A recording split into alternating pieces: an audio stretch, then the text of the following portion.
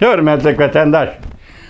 Bugün çislağa 2022 yıl 9. ayının 29. günü. Endi ikinci muhakeme. Bütün torbettirdi hazır muşu mesele muhakeme kılınıvatım ona. Bolup bu teyvellikle kaynap gitti vatandaş. Teyvellikle pulu kıraydıgan jilla. Ondan halkılık betle kaynavatı da hazır. Endilik sizlerge söyleydiğimiz bundak. 9. ayının 21. günü vatandaşım Rusya Federasyası'nın prezidenti Vladimir Putin 300 bin kişilik harbiy kuch zapas qo'shin tashkillash yoki urush maydoniga avatish zapas qo'shinni amaliy urush maydoniga avatish va askar tashkillash.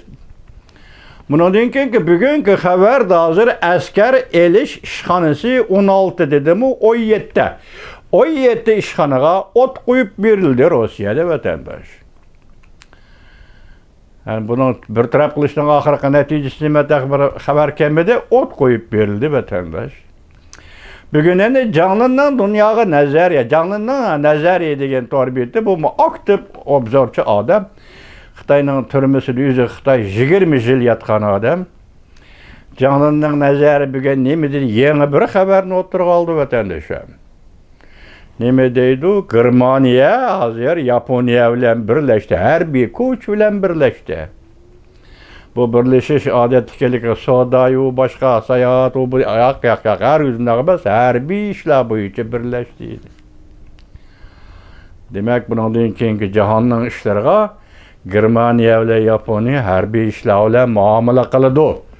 Yoki hozir mustabidizm avjilayotgan Rossiyadek, Jungodek ve iki devlet payda kılıvatkan dünyavi vaziyet aldıda inde Germaniya ile Yaponiya harbiy ishlar bilan muomala qiladi.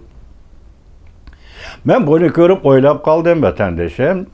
Ne deysiniz 1941 yılı 2. Dünya Uruşu ottak davamlaşıvatkan bir paytda. Yani allaqachon faşizm Germaniya Amerikaga düşman bulup bolgan bir paytda. Yaponiya yoki Osiyada Ulug' okeanda Amerikaga düşman bulup bolgan bir paytda. Mesela şu vaqtda Yaponiyaning bahonasi dengiz qatnash yo'li orqali yetib keladigan nefet energiya yo'lini Amerika to'sib oldi degan bahona bilan 1941 yılı 12. ayının 7. günü Pearl Harbor vakasını payda kıldı. Tuyuksuz hücum qilish bilan. Demek şu vaqtda Yaponiya mı faşist sifatida Amerikaga düşman, Amerikanın düşmanı. Germaniya mı faşist sifatida Amerikaga düşman, Amerika Qo'shma Shtatlarının düşmanı. Biz bu tarixga shunday qaraymiz, lekin o tarixda bo'lib o'tgan bir voqeani vatandaşlarning esiga solib qo'yaylik. O voqea nima desanglar? Shu vaqtida Germaniya bilan Yaponiya harbiy kelishim imzolab 1941 yılı neme dedi? 28. parallel dedi mi? 27. paralleldi mi? Uçuruşumuz dedi harbiy kelishim bo'yicha. Bu nima degan gap desa, sen sharqdan Rossiyaga Moskvaga hujum qilasan, men g'arbdan Moskvaga Rossiyaga hujum qilaman. İkimiz uçuruşadigan o'rin, ikki davlat armiyasi uçuruşadigan o'rin 28. parallel. Bundaq bo'lganda 28. parallel Uyg'uristonning qudratli ve muhabbatlik davlat Uyg'uristonning Jemisar nahiyasiga to'g'ri keldi. Jemisar nahiyasiga to'g'ri keldi. Bugün canlının nazarda Germaniya ile Yaponiya harbiy jihatda kelishim imzoladiyse, men shularni o'ylab qoldim vatandoshim. Endi sizlar qisqacha so'zlab berdim. Asli hozir qilishimiz yoki muhokamada biz to'xtaladigan masala nima dedik? Rossiya Federatsiyasi 300 bin kişilik zapas qo'shin frontga, urush maydoniga evatadigan 9. ayning 21. günü. Şu günden başlayıp hazır Rossiyada yaşlar, asker buluşa halımıga yaşlar, hatta bazıları özünün dostunu çakırıp ekilip bol kuvvuyla vudurup özünün paçığını sındırıp algan yaşlar var Rossiyada vatandaş. Her bir sebki bağmayman. Endi hozir mushtiq ko'rgan suratda xabar qarasam, Finlandiya chegarasi, Gruziya chegarasi. Mashinasi bola ketib bo'ldi, endi mashinasi yo'qlab, piyoda velosiped bilan yuk taqillarni qochirib Gruziya chegarasiga ketyapti.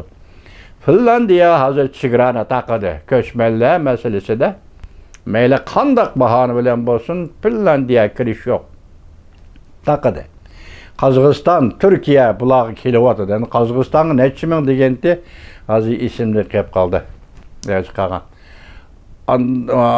Bular ko'chmanlar shunda kelyapti. Endi bu ko'chmanlarning hozir umumiy sonini Angliya istihbarat idorasi xabar qilib, cho'chib ketarlik dedi. Bu yil 2-ayning 24-kuni chegaraga to'plagan Rossiya Federatsiyasining armiyasi, Ukraina chegarasiga to'plagan armiyasi 190 ming kishilik harbiy qo'shini deydi.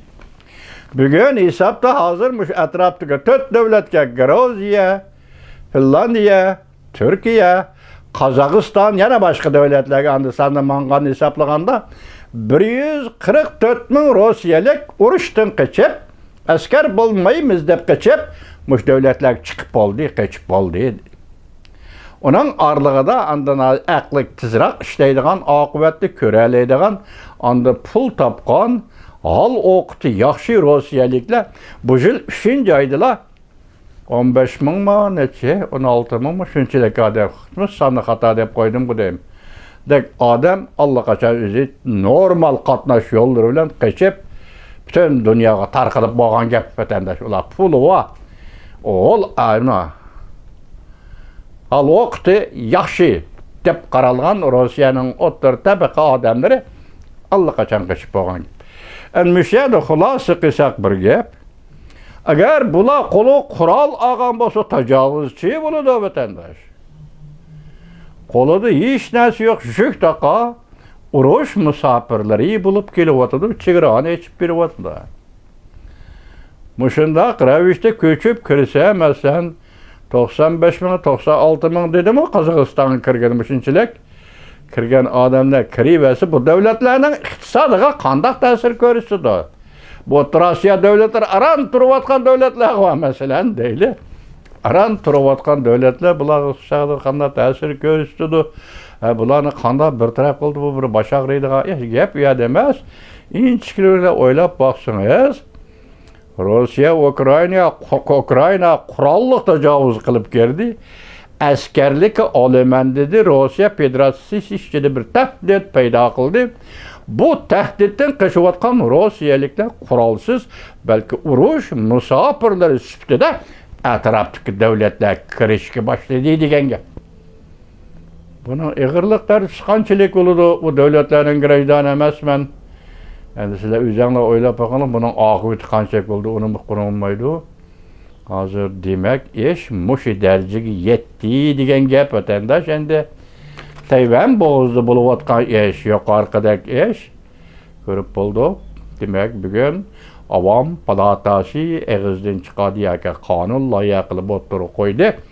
Tayvan g'ayri NATO'cha ittifoqdoshimiz bir jumla. Buni muvassalam deymiz. Andan keyin yuqorida xulos chiqarib oldik.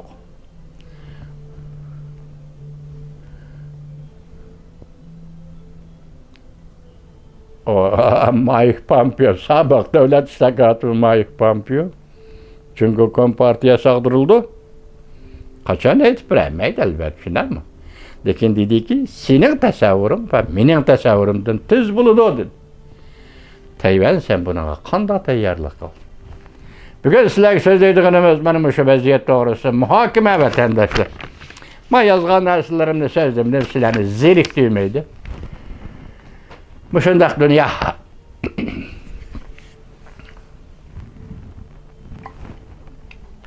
Buning ichida eng jiddiy deb qaraydiganimiz siz bilan bizdan hozir Gavshin shahrida sobiq davlat ishlar kotibi Mike Pompeo'ning so'ziga so'zi Andijonning nazarida Yaponiya bilan Germaniyaning harbiy ishlar bo'yicha kelishim imzolaganligi bugungi dunyoning vaziyatidagi ko'rsatkuch xarakterlik ahvollar deb qarayman vatan.